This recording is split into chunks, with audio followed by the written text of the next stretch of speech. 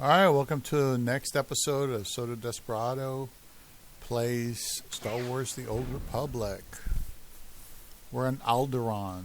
I accepted the initial mission, and then I logged off to eat and relax. So I'm going to do about an hour. I do have a Piers Morgan thing here. Welcome to Angel's Chat with us, Discord. Discord.gg Angel Game. I joined a thing.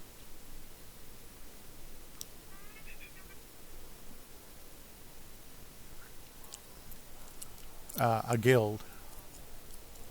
Discord.gg at Angel Gamers. Okay.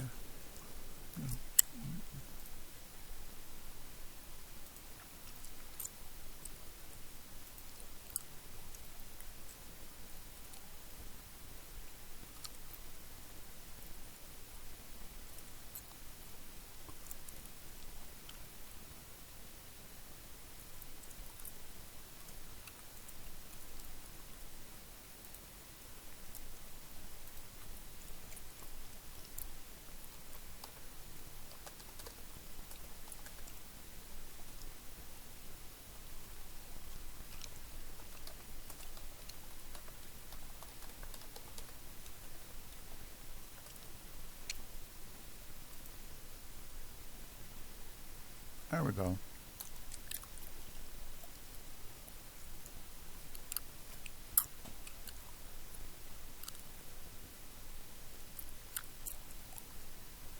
No religion, no politics.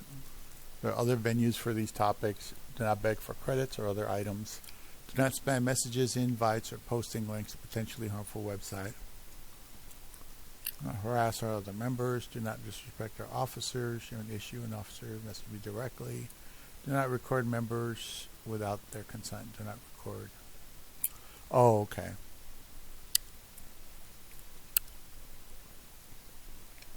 Hmm.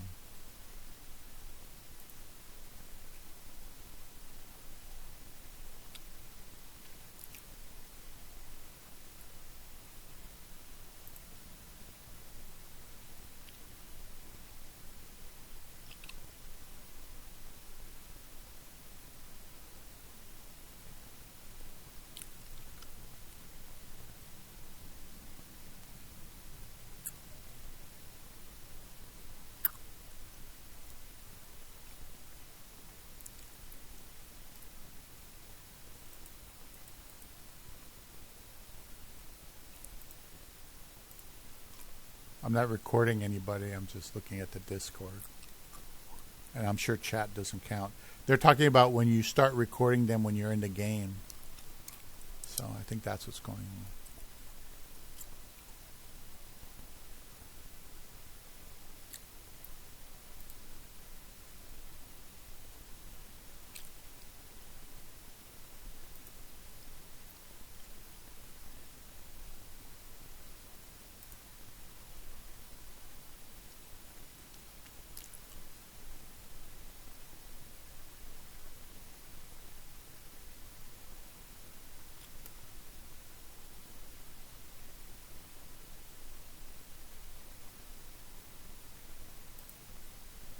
Let's see. That's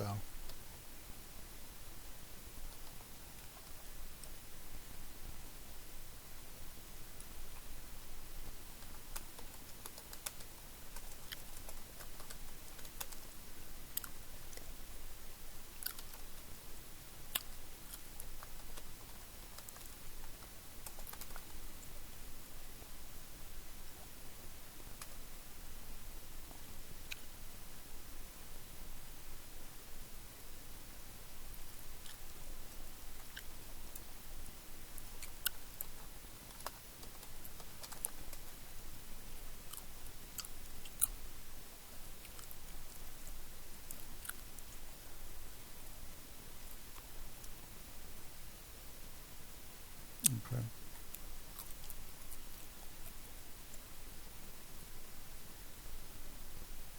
Yeah, you put in your name and then what you're Imperial or not. Anyway,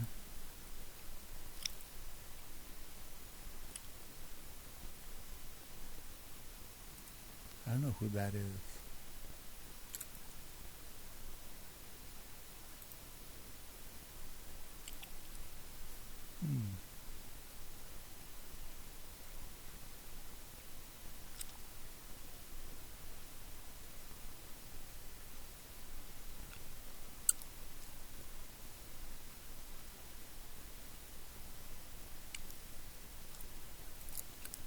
All right.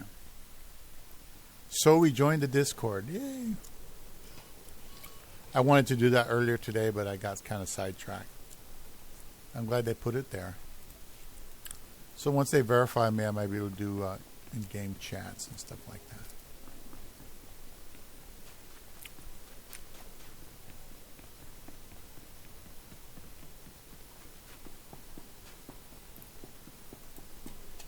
All right. I forgot what this is.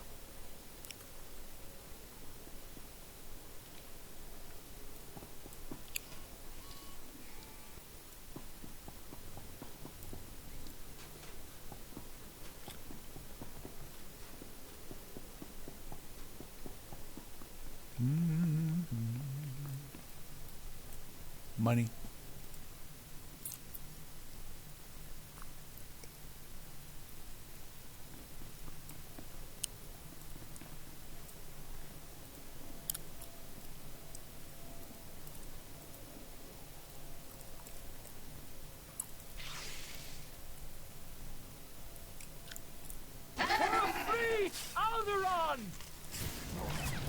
Afrangiban.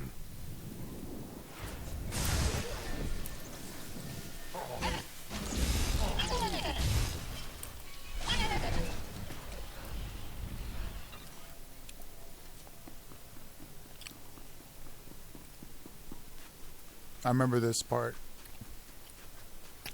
You grab one of the nobles like a slave and you go show them off. Very subtle, the Empire, you know.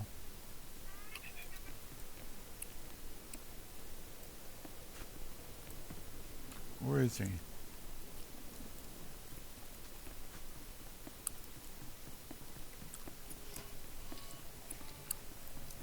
Well, I guess he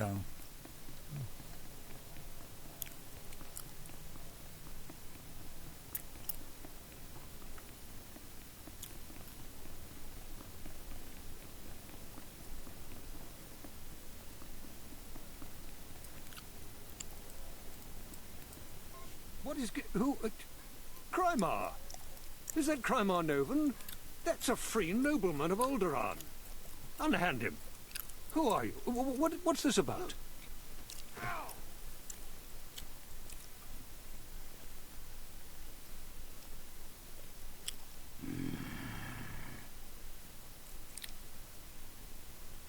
If you are to join the Empire, you should take more care to recognize those in power. My lord. All of Alderaan will be thrown into chains because of you. Silent, slave. The sooner you see reason, the easier it'll be. I've said before that being too harsh might stir greater rebellion. Though, of course, that's up to you. I believe that is up to me. Sir.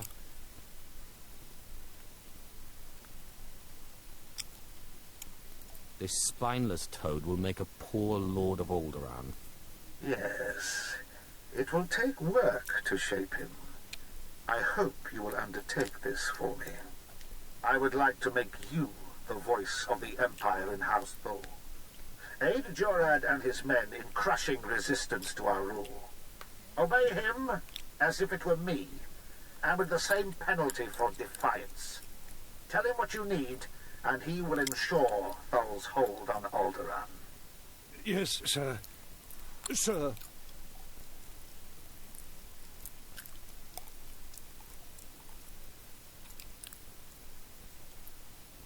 What's the next move? I suppose the Moff expects us to take on House Organa. They're one of our oldest noble houses. Until recently... You'll never... You're weak and a fool. House Organa denied raising an army. claiming it's just patriots defending their lands. But their attacks are too organized. We'll never find every group. We need to get inside their planet-wide communications, and that means finding a base with a physical link to slice into. Just show me where the fun is. The Organa guerrillas have a base. There should be a master comlink there, guarded by their best soldiers. If you insert this computer spike, it'll give us a backdoor into all their communications. I understand. House.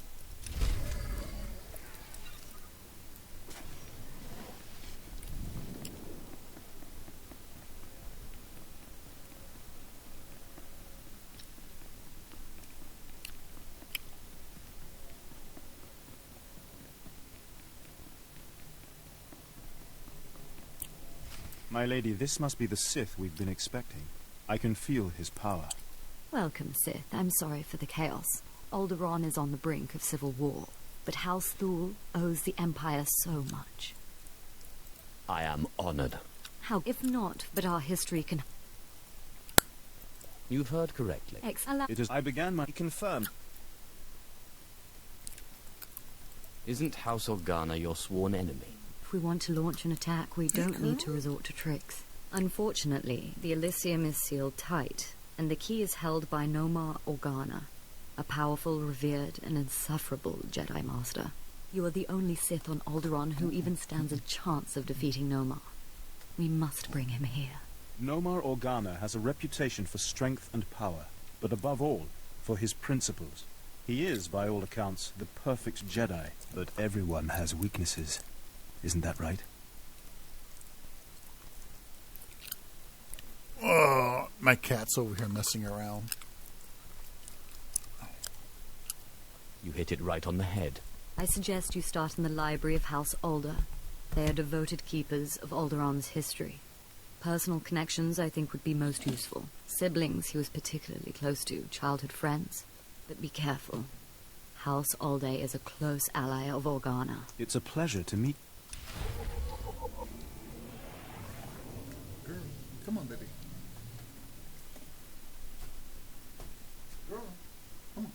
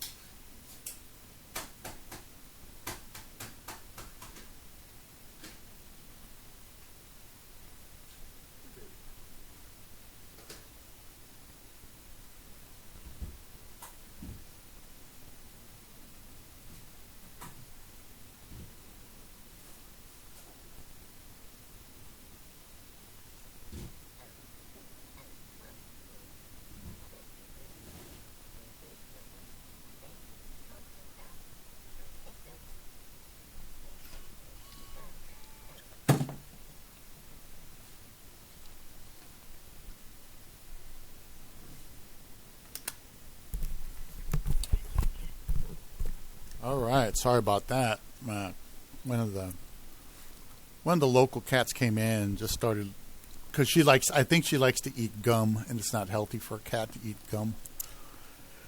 So I fed her something else, and I had to throw away the gum I had there, the used gum. I think she'd eat it if she could, and it's dangerous for a cat. I don't think they can digest it. So. And I'm chewing gum too, so yeah. Anyway, I have about an hour before I have to do some stuff, so I have a video lined up. It's another Piers Morgan, uncensored. This is about an hour. This new Trump administration. They're calling it the Avengers. You're to a hell. fool if you're going to predict You're the not outcome stopping of me. that. He has Musk. He has RFK, Ramaswamy. These are formidable people. These aren't people who need the political power. Those are the people you surround yourself with if you're out on a quest. Putin will hold himself in check until Trump takes power, and that the war will come to a rapid end. I'm strapped in for the ride. My father, he died recently. Man with very high standards. My deepest condolences. I think I remember mostly reading with you. That was so much fun. I thought so. I can see how moved you are. You say here he could be fearsome. Here's, you always make me cry when you interview me. Do you believe in God? Do you think there is a heaven? The problem is there's a whole literature that Richard Dawkins knows nothing about. Go to hell. You're not stopping me. Well, the last time I interviewed the world's most famous psychologist, he unpacked with incisive clarity the reasons why Americans should trust Donald Trump over Kamala Harris. Clearly, America agreed. When it comes to Dr. Jordan Peterson, they often do. His books and tools have had a profound impact on 21st century culture. Now he's back to tackle the biggest subject of all in his new book, We Who Wrestle with God. The best-selling author, psychologist, and co-founder of the Peterson Academy joins me now. Jordan, great to have you back on Uncensored. Hi, Pierce. Nice to see you. I'm going to get to your book a little later, and it was utterly gripping, fascinating, challenging, all the things I'd expect from you. But before we move on and then come back to it, the reviews have been almost comical. Like, people love you or they hate you so much they want to rip you to pieces. Do you care? Or, because I get the same, we call it Marmite over here, which is a savoury thing you put on toast, which people either love or hate. Do you care, or do you just want people to be reacting? Well, look, I mean, if you have any sense and people are paying attention to what you're doing, you're happy about the fact that they're paying attention to what you're doing. And then whether the attention is negative or positive, I suppose that's the next thing up on the agenda. And it's been a pattern through my life that people have that kind of reaction to what I'm doing, you know. And luckily in my actual life, day to day, in the real world, virtually everybody I meet is pleased with what I'm doing. Yeah. And so that's wonderful. The reviews, as you said, have been comical. I was reading the Times review today. Oh, my God. It's like, he hates James you. Marriott, he just hates me. Oh, my God, he just hates me, yeah. And what really got him, what I loved about that review was he was clearly, it was eating away at him that the last time one of your books came out, he said something positive that you then used in the marketing for the book, which is obviously what we all do as authors. And he was so determined this time you couldn't do that he wanted to address that right off the top. Right off the top.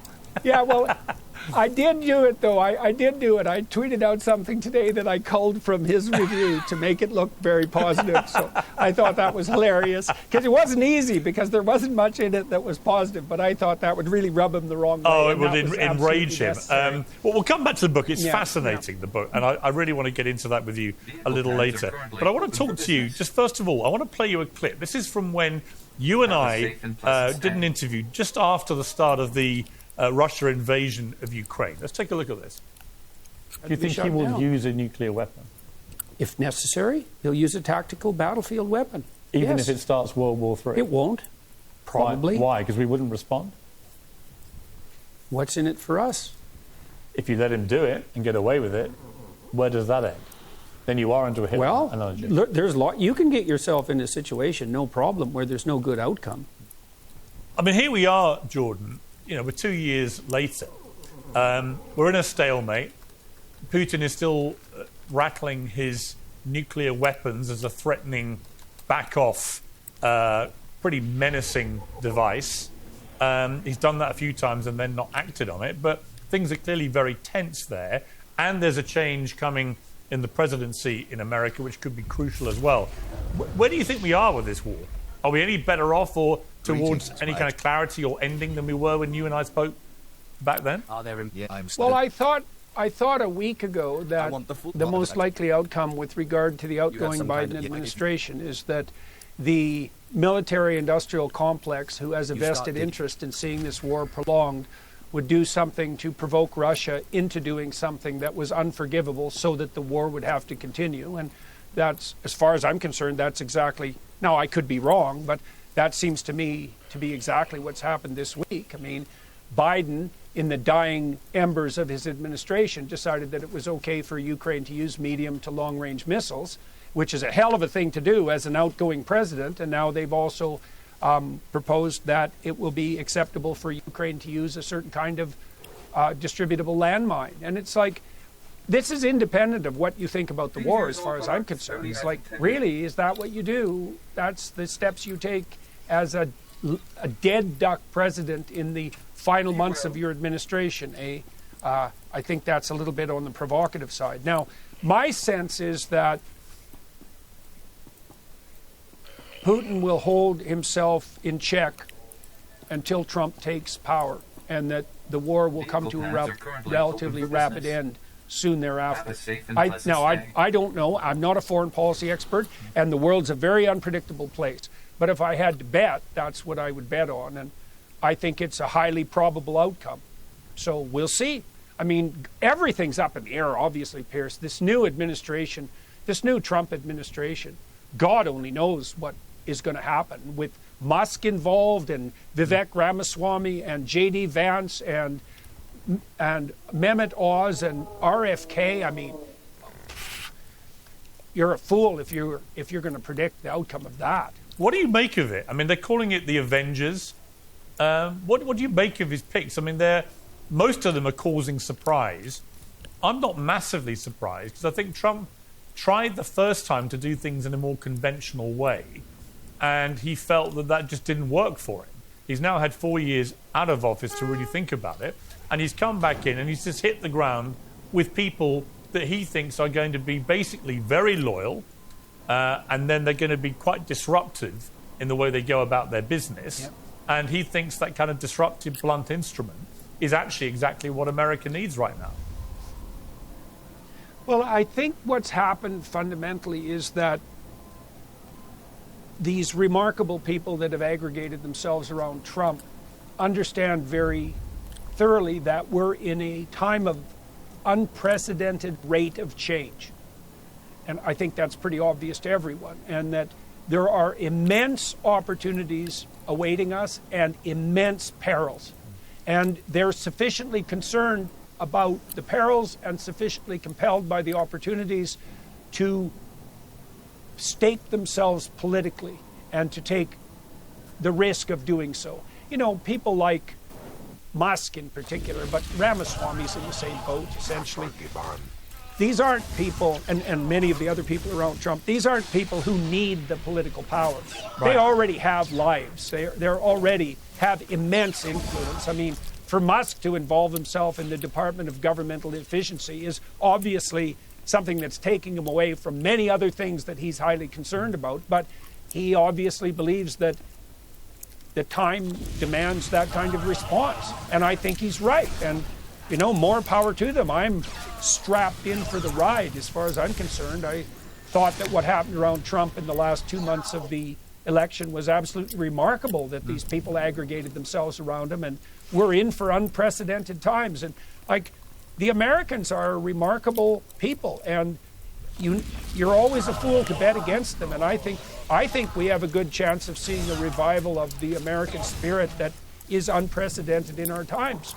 Yeah, you know, there was a moment yesterday when Trump went down to see the latest SpaceX rocket launch with Musk, and it just made me think, this is great, actually. Whatever you think of the individual policies and everything else, there you've got the richest, most successful guy in the world who actually is a big thinker, a big dreamer. And we're going to come to one of the themes of your book, which is about adventure and how the Bible basically tells us to go and be adventurous, albeit with responsibility and everything else. So there's a real sort of theme that I see with this, where both Trump and Musk are adventurers. And there you had them going down to this rocket launch, and it didn't all go exactly how they hoped and everything else. But wow, I love the ambition. I love the fact that Elon Musk is prepared to say, I met him in France earlier this year, and hearing him talk about why we need to colonize Mars, how we would colonize Mars, how we would get to Mars if we colonize it, was absolutely riveting. And you've got to have an amazing big picture brain. We've got to have an amazing brain, full stop, but you've got to have an amazing big picture brain to think the way that he does. And if he's right next to Trump in this administration, I'm all for it. That's my situation too, and I feel the same way about RFK. I mean, he's also a preposterous person. You know, he's bigger than life. He's full of remarkable and crazy ideas, and I'm fascinated to see what he might put in place. And I would say the same thing about Ramaswamy. Ramaswamy's establishment of the Strive Fund was brilliant and daring. And we have brilliant and daring people in government. And that doesn't ever happen. And God only knows. I don't even know if it's a good thing under normal circumstances. Because I think under normal circumstances you want competent administrators running your nation. But we're not in normal times. Far from it. And so I'm, like I said, strapped in, waiting exactly as you pointed out, waiting for the adventure of this administration. Yeah, and everyone's sitting there thinking, oh my God, what's going to happen next? Yeah, good. We should be thinking that, because we should be thinking out of the box, because conventional thinking hasn't got us very far. I'm always mindful of one of my favourite quotes in sport was Wayne Gretzky, a fellow Canadian, of course, the greatest ice hockey player that's ever lived.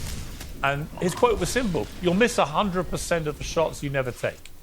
Right? I mean, simple as that. Right. I mean, that really is, to me, that's the difference in life between a certain type of person and another, is that certain people in life, they just take the shots and they don't mind failure.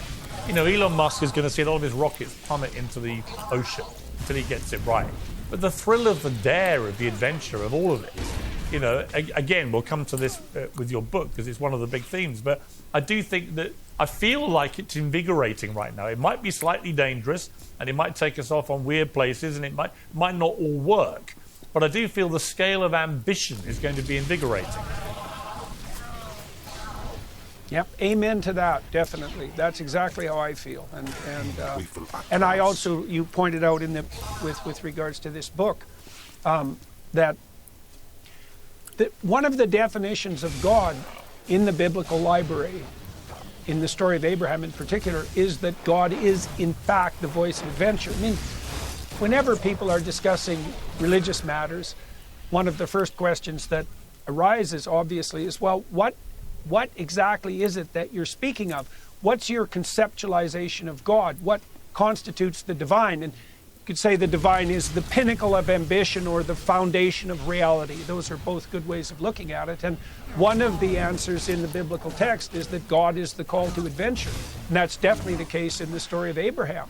And the idea there, which is an unbelievably deep idea and also one that works biologically, is that the full expression of the spirit that takes you beyond your zone of comfort and out into the terrible world is the same spirit that makes your life a blessing to you, that makes your name renowned among other people and for good reason, that helps you establish something of lasting value, and that does that in a way that brings benefit to everyone. And that's actually the deal that God offers Abraham in response to his willingness to embark on a life of adventure. And I think all of that's true. One of the rules I had with this book, Pierce, was that I tried not to offer any explanations of the biblical text that weren't also fully justifiable from a scientific perspective, and usually from multiple different orientation places on the scientific side. And so why wouldn't the spirit of adventure take us out into the world in the most glorious possible manner? Like, what the hell else would it possibly be for? Yeah, I agree. The other part of this, which is fascinating for me, involving you, subliminally, is that you become this kind of heroic figure for millions of young men who felt totally disenfranchised from society. And I remember the first time I interviewed you in my studio, and you got quite emotional talking about them and how you felt responsible to them and how many of them would come up to you, literally in the street come up to you, and tell you how you had sort of saved their lives in many ways. And what we've seen here is, I think, in what they're calling the broligarchy, which I love, which is the bros, Elon Musk, Donald Trump, Joe Rogan, RFK, Vivek. They're all bros, and they're the broligarchy. Is that you saw so many young men, whether they were white young men, black young men, Latino young men, but millions of them gravitating to vote for Trump because they bought into this general sense that finally there were a group of people here who were going to make you not feel ashamed of being a man, who were going to say that there's something great about being masculine, not something to be shirking away from because apparently it's all toxic. That these are men in the old-fashioned sense, I'm very curious how you feel about that, because you've been at such a vanguard of this. How do you feel about the broligarchy and the impact it had, clearly had? I mean, may well have won Trump the election. Well, I don't think that the care that I've taken, let's say, with regards to young men, is any different in its essence than the care I take with my son. You know, I like my son. I want the best for him. I think he's great. I encourage him all the time. I like to see him move beyond his zone of comfort out into the world. And then I have all these young men who have been listening to what I've been saying, who are doing the same thing. And it's the best possible thing. I mean, I had a show last night in Westbury, in New York, and afterwards I usually meet somewhere between 60 and 100 people, and many of them are young men, and they come to the show very dressed up, you know. They often buy suits to come to the show, and they're like standing up, and their shoulders are back, and they're looking distinguished, and they've got ambition, and they're thrilled to death because they're doing something worthwhile. And, you know, they shake my hand and they say, you know, thanks for the help. And yeah, it's that's powerful. Great. It's powerful. It's great. Yeah, and it's great, man. It's great. Yes, and I remember the first time I interviewed you, my sons wanted to come and watch that interview. First time. They wanted to be in the room with you because you had had that impact on them. And that I found remarkable, too, that you have this real, visceral impact on young men who've been really, in the last 10 years, floundering for their identity and what is acceptable and not acceptable, and what it means to be a man, what it means to be masculine. Yeah, well, I had a good father, Pearson. My father, he died recently. He died about 3 weeks ago, and he was a very tough man, very hunter, a trapper, a deadly shot, and man with very high standards, and very encouraging. He was really good at that, really good with little kids, and you know, it's a privilege to play that role for as many people as possible. There isn't anything better than that. And you know, I think you're right about the fact that that spirit has been kindled around Trump. And you know what's so cool to see with Trump is that he's accepted that. He's proved himself willing to share the stage with all of these other remarkable people. And even in some ways, I wouldn't say to fade into the background, because Trump isn't exactly your fade into the background sort of guy. But you know, the fact that he's invited so willingly these other participants, all of whom are high status people around him, also to me put to rest any concerns I had about any pathological narcissism on his part. I mean, obviously Trump is a very effective self-promoter, and there's something in that that's a real skill. But by the same token, you know, he has RFK, who's a force in his own right. He has Musk, Ramaswamy, Vance. These are formidable people. Tulsi Gabbard as well. That's not the sort of person you surround yourself with if you're a toxic narcissist. Those are the people you surround yourself with if you're out on a quest. Yeah. And it's so cool to see this. It's so literary. It's absurd. Jordan, I was going to come to your dad because one of my producers discovered that your father had died several weeks ago and found an obituary. I don't know whether you wrote this obituary. One of the family did, and it talked about Dad. So it's one of the three children. Yes, I wrote it. It was you. I thought it was. Because I read it and I found it unbelievably moving. I was going to leave it to the end, but since you mentioned it now, first of all, my deepest condolences on losing a remarkable man. I mean, even if I didn't know the connection, I just read this about somebody, I would think what a remarkable life he had. He had 3 children, 4 grandchildren. He was a great-grandfather to 4 more. He grew up in Norway in a log cabin. But then, as you said, he lived outdoors shooting, hunting, bird watching, trapping, cross-country skiing, canoeing. And he was an enthusiastic collector of single-shot rifles. I love this detail. That he loved their simplicity, their design and craftsmanship. More importantly, he loved the precision of these rifles. And he liked the fact that a single-shot rifle only allowed for 1 bullet as a hunter, dead center. And that epitomized to you the care and attention that he put into his work. And he was a beautiful gunsmith and craftsman. all of these things, and then became a teacher and was quite a tough disciplinarian. You say here he could be fearsome. Acting up in Wally's class was not the world's best idea, and as a result, there wasn't much trouble. No, that there. was definitely true. But he loved kids too, and he was great with them. And as I was reading all this, I was just thinking, wow, okay, I get it now. I get where Jordan has got all this from. There are so many parts of your dad's character he knew clearly. I mean, do you feel that? When you wrote this obituary, did you feel that really quite intensely? Well, you pointed to that detail with regards to these rifles. Like, my father had 300 rifles. This was a real obsession, and he was a very good shot. He was a provincial level shot. And it took me 30 years to figure out why the hell he collected those guns. I don't think he knew. And I told him 5 years ago, I said, Dad, I figured out why you're so obsessed with rifles. I said, it's because you want to hit the target dead center with one shot. And that's like, it's a symbolic representation of your aim in life. And he thought about that. And my dad wasn't particularly metaphysically oriented, and that was an explanation he was entirely satisfied with. Right? And the word sin means to miss the mark, right? It means to miss the target. And that's acted out in this, it was acted out in my dad's life in this relationship that he had with guns. And as a hunter, it was the same thing. He hunted with a single-shot rifle. You got one shot. You got one chance to hit the mark. And he was very dedicated towards that kind of precision.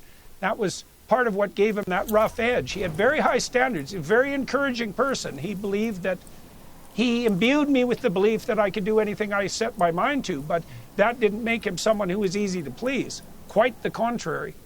It was a very remarkable combination. You said Dad had the force of nature about him. He'll be greatly missed. That force of nature, was it a sense also of that adventure that you talk about so much in the book? Was he an adventurous man? Well, he was adventurous in his outdoor life, I would say. My father was a tough man, and so he was the fire chief of the local town as well, and the adventure for him was his ability to prevail. And as you pointed out, the log cabin that he grew up in was actually in Saskatchewan. His parents were pioneers, and like the log cabin that he grew up in still stood when I was a kid. We used to go out there. He was quite sentimentally attached to it, but he was a pioneer type, my father. And he was great with little kids, great, and he spent a lot of time with me when I was little, a lot, and it made a huge difference to me. We found a clip. This is you actually interviewing your father several years ago. Let's take a look at this. I remember driving home with you to Nacum a number of times and talking the whole time because you'd never stop asking questions. Yeah, well, hasn't changed much. I think I remember mostly when I was a little kid reading with you. Oh, yeah. Well, that was great. That was so much fun. I thought so. I can see how moved you are, Jordan, understandably. Obviously, you always make me cry when you. I knew you might get emotional about this. I wanted to leave it to the end. It just, when you brought it up, it was so. I found the obituary so powerful, and I said to my producer who found it, this looks to me like Jordan wrote this, and we didn't know, and it's just so beautifully written. I also know that because you say at the start of it that he was a husband to Beverly Peterson, who predeceased him by only 5 months. So you've lost both your parents now, in the space of. Yes, and Tammy lost her father last December too. Yeah, so it's been a brutal year on that front. That's for sure. It's been remarkable watching my wife too, because one of the things she did in the last 15 years was really set her relationship with her father in order and really practiced being grateful for what he had offered to her. And, every family has its complexity. In the story of Noah, to return to the book a minute, there's a scene when, after Noah brings the ark successfully to shore, he plants a vineyard and brews up some wine and then proceeds to get rip-roaring drunk, which you could maybe imagine he was entitled to after his adventure. And his son Ham comes along and sees him splayed out in his tent naked and thinks that's pretty damn comical. And to see your father naked is to see the vulnerability of your father and maybe even his proclivity for misbehavior. And Ham brings his other brothers along to have a good joke at the old man, and the other brothers walk backwards into the tent and cover him with a blanket. And then Noah gets wind of what Ham has done, and he brings all the sons in, and he says to his son Ham, who laughed at him, he says, because you have no respect for your father, your children will be the servants of slaves forever. And this is a very interesting curse, because what it means is that if you fail to respond to what your ancestors offer you, your father, let's say in particular, with gratitude and love, then you will fail to embody the spirit of your ancestors, and your children will in consequence become the slaves of servants. And that's exactly right. It's exactly right. And so it was interesting to watch my wife, develop extreme gratitude for what her father had offered her. I really liked, his name was Del Roberts. I really liked Del. He was a bigger than life character, something like Trump on a smaller scale, bombastic and entrepreneurial. And that spirit of the benevolent father, that's associated with divinity, of course, in the biblical texts. And understanding how that spirit transmits itself down the generations is part of what stabilizes society itself. And I was very fortunate, my father, I knew, and my mother as well, my parents were 100% behind the best part of me. Unbelievably useful. And that's something I've been able to offer many people, as, what would you say, an abstract or virtualized father. And that's a great honor. There isn't anything better that can happen to you than that. Jordan, how have you, you're a strong man and you're an emotional man. I've seen that again today, and I've seen that many times with you. But to lose both your parents in the space of 6 months at your age is I'm very fortunate. Both my parents are still alive. I spent the weekend with them. It's a huge moment in your life, isn't it? How are you dealing with it? Well, my brother and my sister were there with me when my father died. And, we've drawn more closely together in consequence of that shared loss. And I saw that happen with Tammy when her mom and dad died, that her family drew together, and Tammy, for example, established a much better relationship with her older brother, and that was not a substitute for her father, obviously, but a very positive alternative. And so we've found solace in each other, my sister and my brother, and drawn more closely together, and that's been very good. And none of us are naive, our parents were getting old, and I would say we were also fortunate in some ways. My mother was very vital, right, literally till the day she died. She had a heart attack, and then 2 days later another, but she was a young and vivacious person despite being in her 80s, and then bowed out with no fuss and very suddenly. And my father as well, I've watched people deteriorate for sometimes decades in old folks' homes, and both my parents departed from life in a relatively, what would you say, in a relatively suffering-free manner, and so we're grateful for that. And it is a terrible thing to see someone that you love die, and there's always the sense that you have that there was perhaps more that you could have done. I wonder, I suppose, in an ultimate sense, whether the fact that we die is in some way the ultimate moral failure.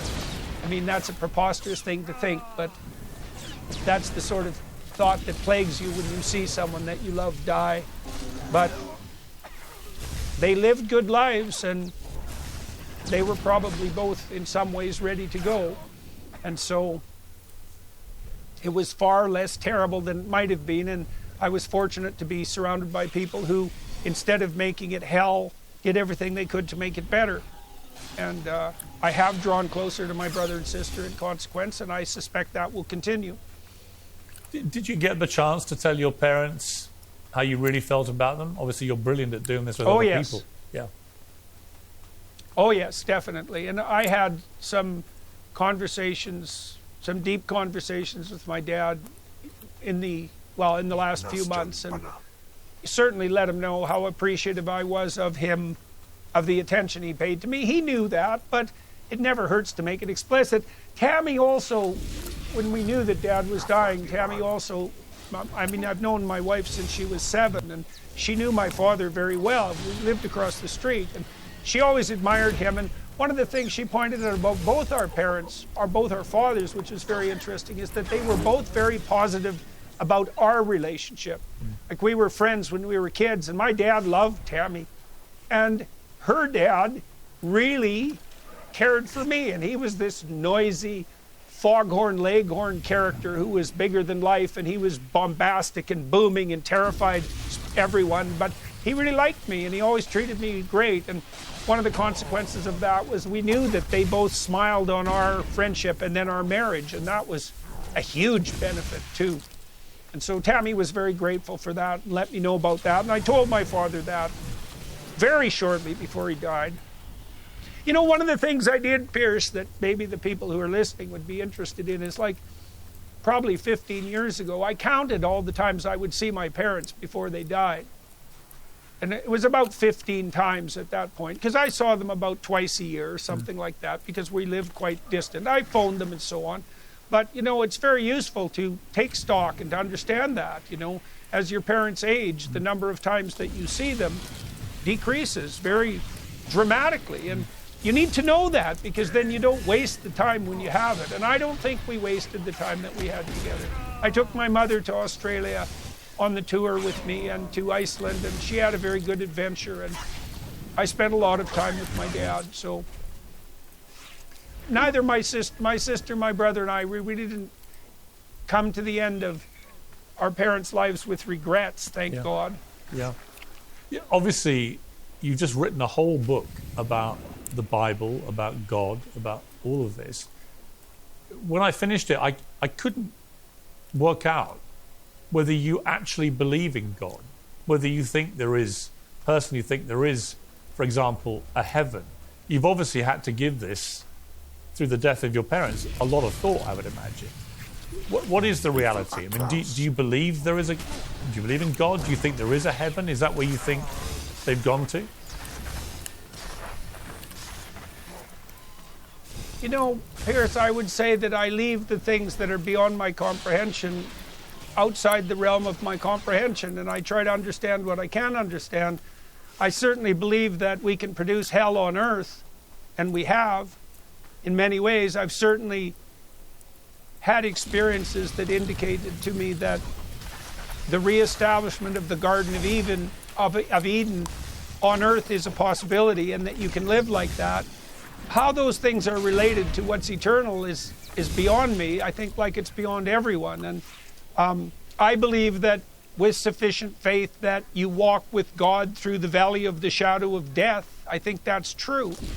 I think that if you're courageous and you confront the worst life has to offer, that the spirit of your ancestors walks with you. What that means in the final analysis with regards to the relationship between the finite and the eternal, I don't know. I don't know.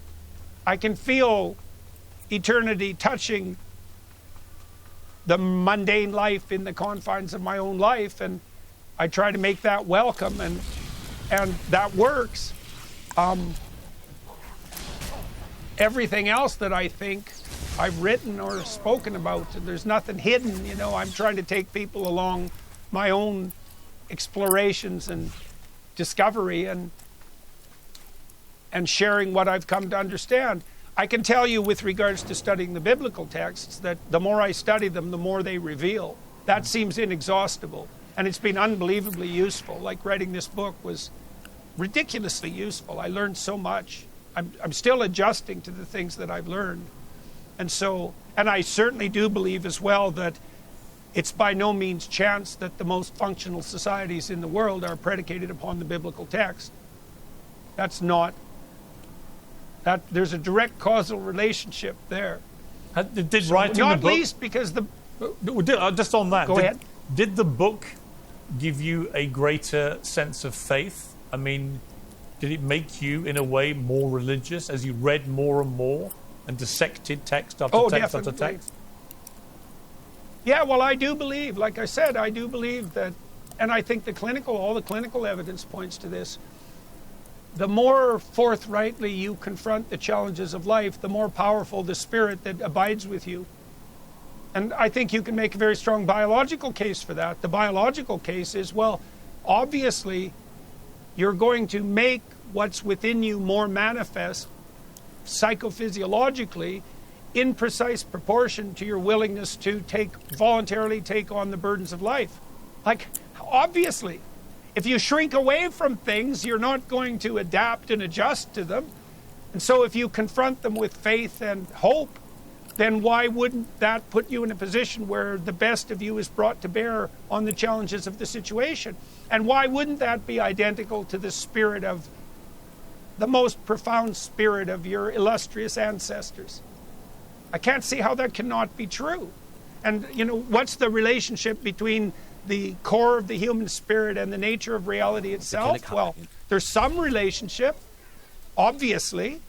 What's that relationship in its totality? Well, I don't think that's not within, what would you say? That's not within the realm of the graspable, but we can make approximations to it. Christianity Today reviewed your book and said, Christian readers should learn from Peterson's boldness, his disposition of awe, and docility before the sacred page. However, the question of God is unavoidable. Peterson is slippery on this point.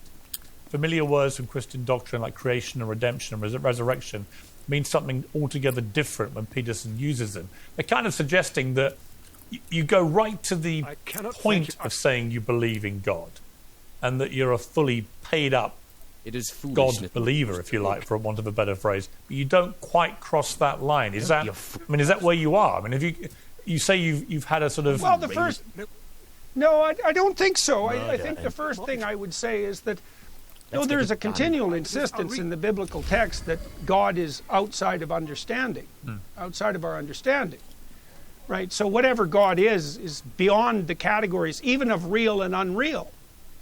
And that's not my interpretation of the text. I mean, even Moses only gets a glimpse of God's back. And so we have to always remember that we're talking about something that in the final analysis we don't understand. But then I would also say, I don't believe that belief means what most people think when they say belief. For me, religious belief isn't propositional, it's existential. And, we talked about the great adventure, let's say, that Trump and his weird team of X-Men and Avengers are embarking upon. And I would say their faith is manifest in the pattern of their action and not in what they say. And I think that religious faith in the most fundamental sense is the willingness to hoist your cross joyfully as you trudge uphill. And that's not the same thing as declaiming about what you assume propositionally to be true. And, Christ in the Gospels says, not all those who say, Lord, Lord, will enter the kingdom of heaven.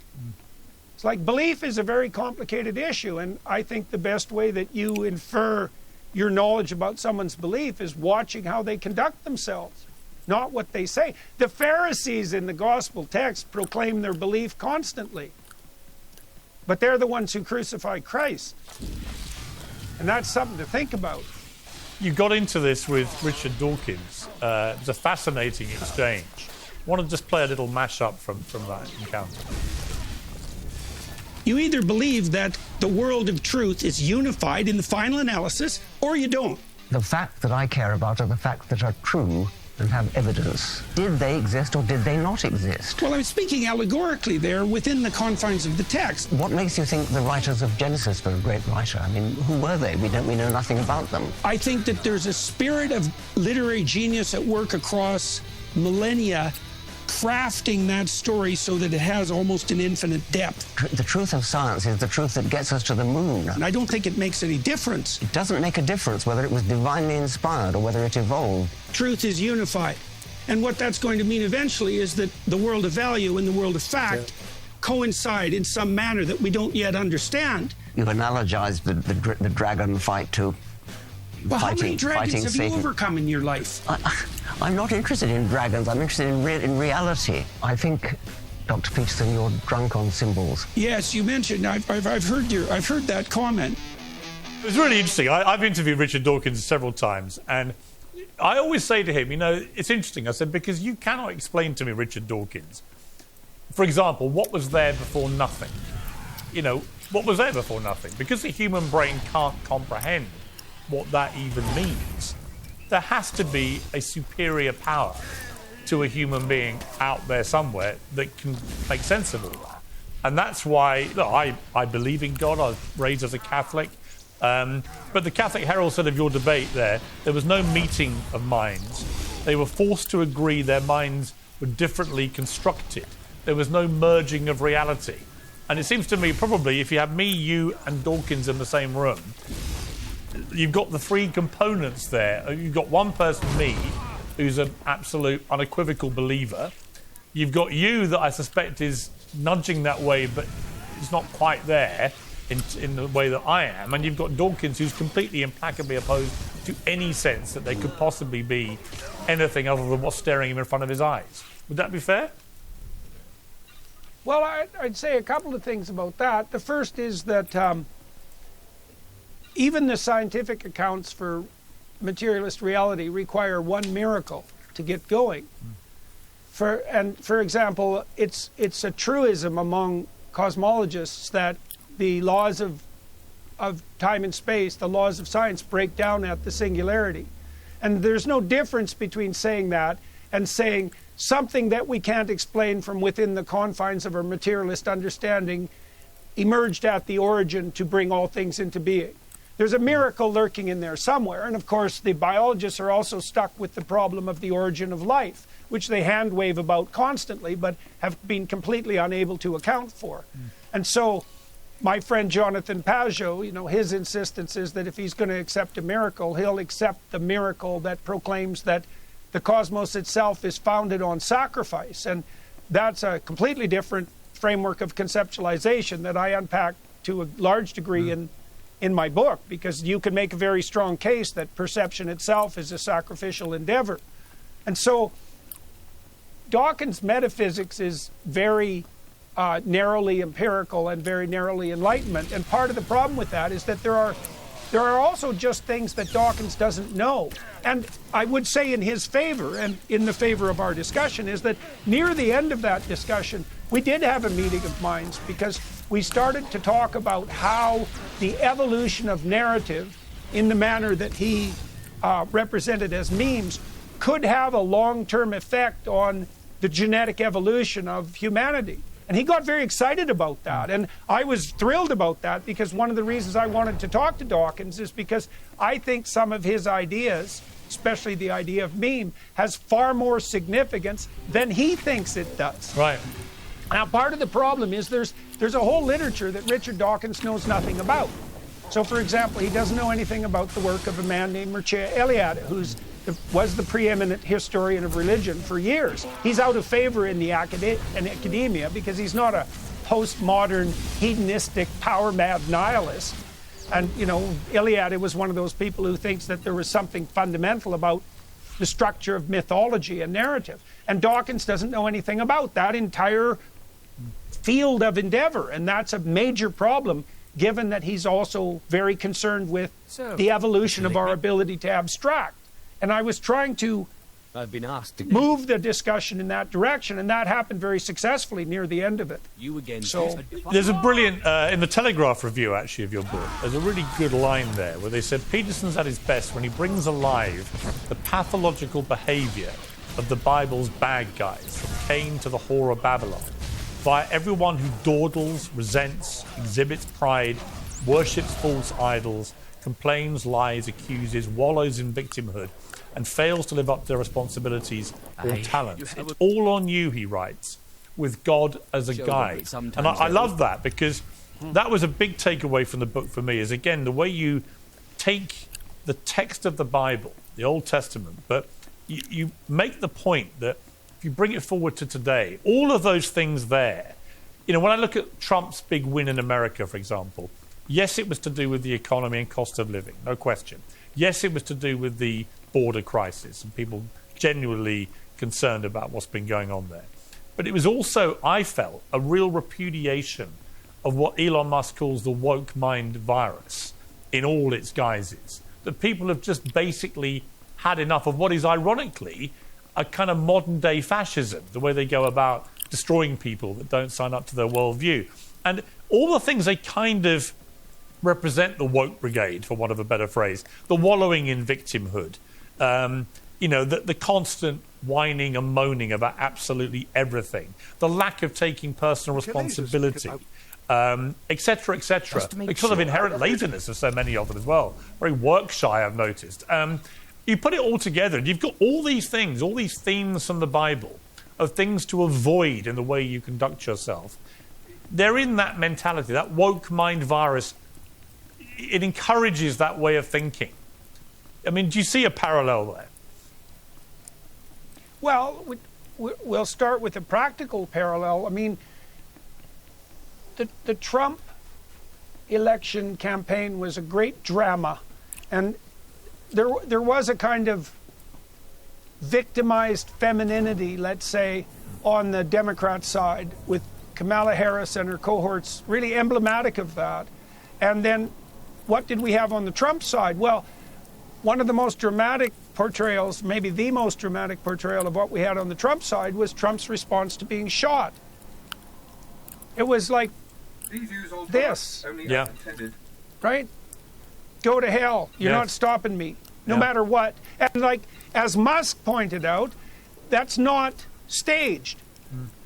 And, you know, it was so interesting watching the victimized Democrat response to that, because their response was open-mouthed amazement that anything like that could even be possible. It must have been a hoax, because no one could possibly react like that. Yeah.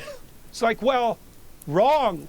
Trump could react like that, and despite whatever faults he might have, that's what he's like.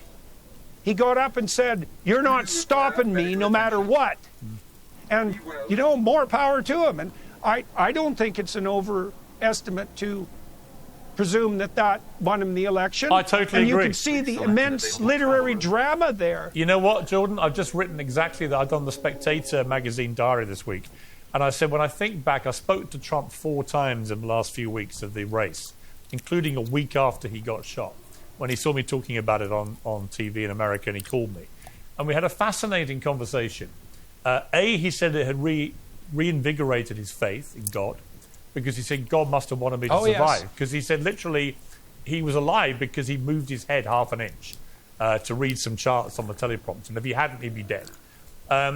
And secondly, that he, you know, I said to him, "Amazing, you're back out doing rallies so soon." And he went, "Well, I knew if I didn't do it quickly, I may not ever do it," which I thought was one of the very few times I've seen any vulnerability for Trump. But of course that. But the balls, not just to stand back up when he got shot, to stand back up saying fight, fight, fight, when he didn't know if there were other shooters out there. But secondly, to get back on a stage in front of 20,000 people, none of whom you know, a week later, and to keep doing it, sometimes much bigger crowds, especially when there was a second attempt to kill him a few weeks later, where literally a Secret Service agent walking ahead of him on a golf course saw the barrel of an AK-47 poke out of a bush. And if he hadn't, Trump would have been there 4 minutes later and would be dead.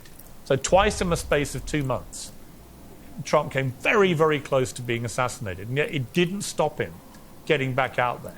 And I do think, when I think back on the whole thing, there were lots of components to why he won, not least the incompetence of the opposition.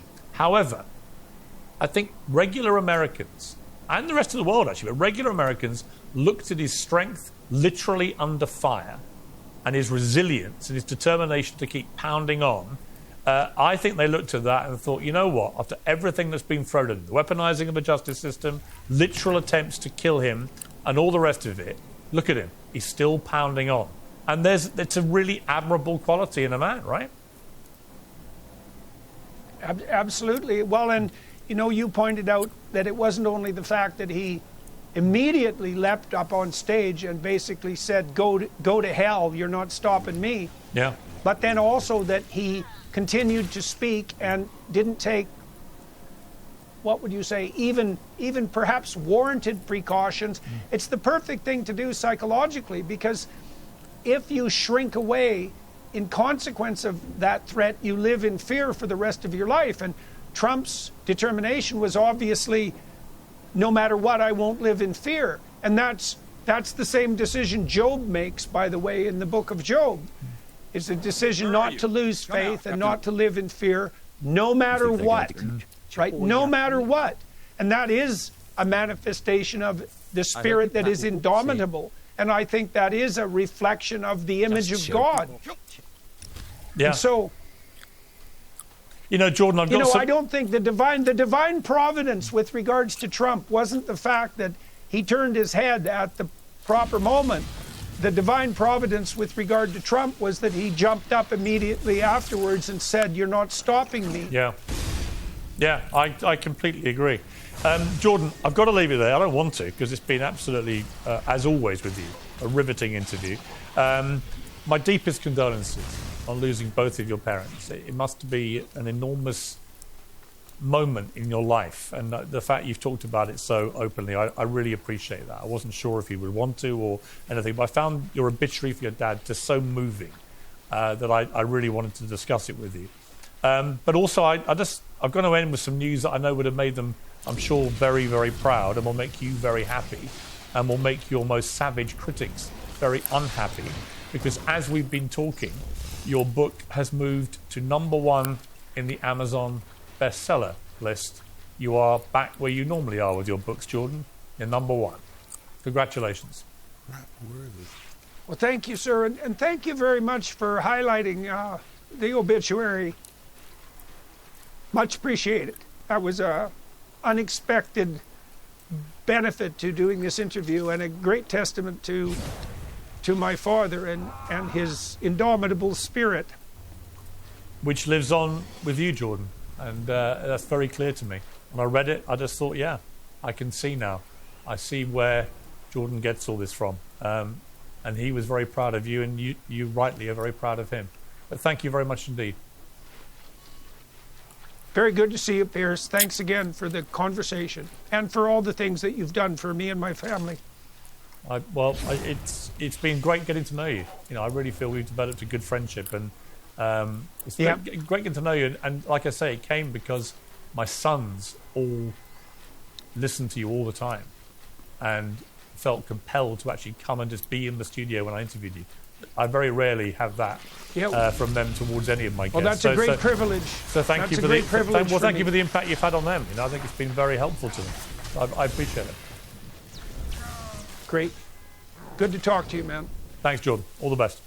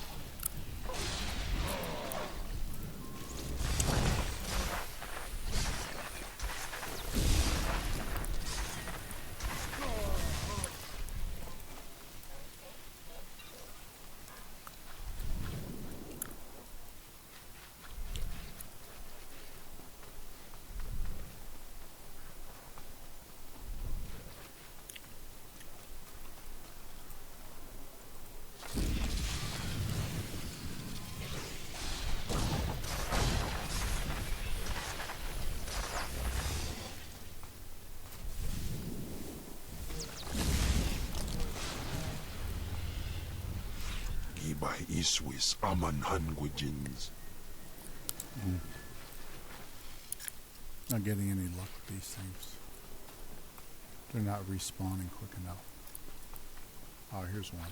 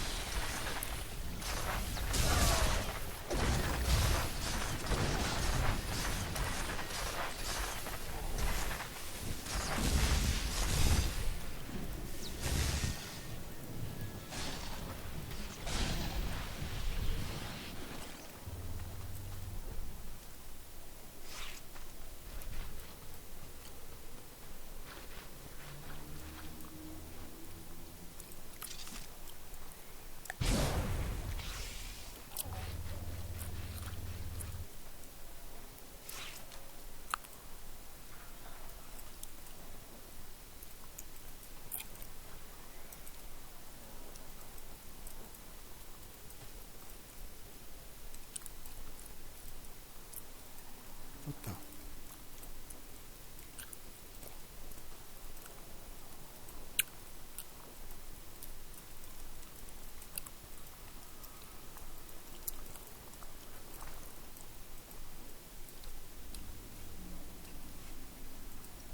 Not letting me take it. Wow.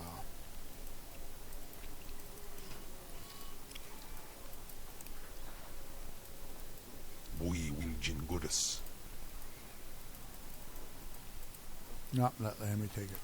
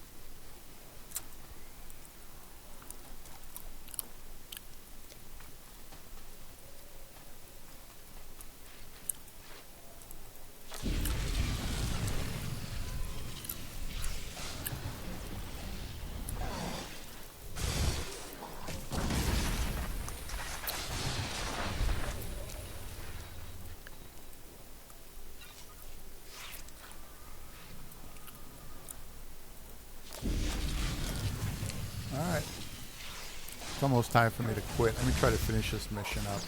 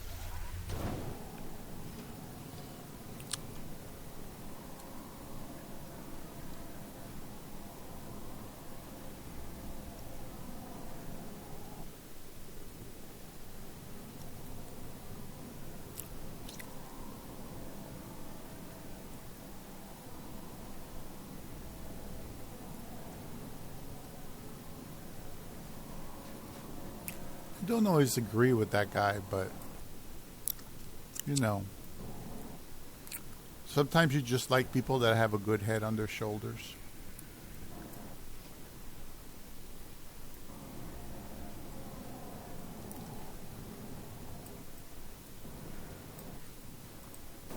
I got what you wanted. I heard the explode. Will remember.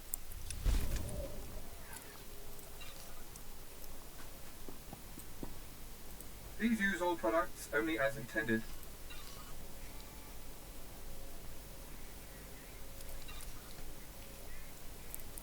Leave well.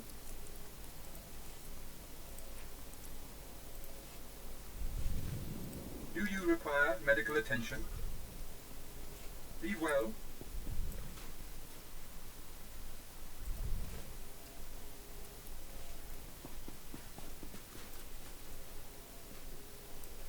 Alright, I'm going to log off here and end the video here because I got to go do some stuff.